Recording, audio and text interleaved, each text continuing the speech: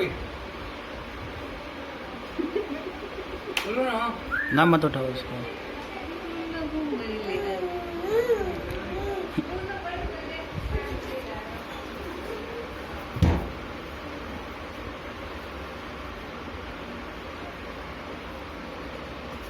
ओए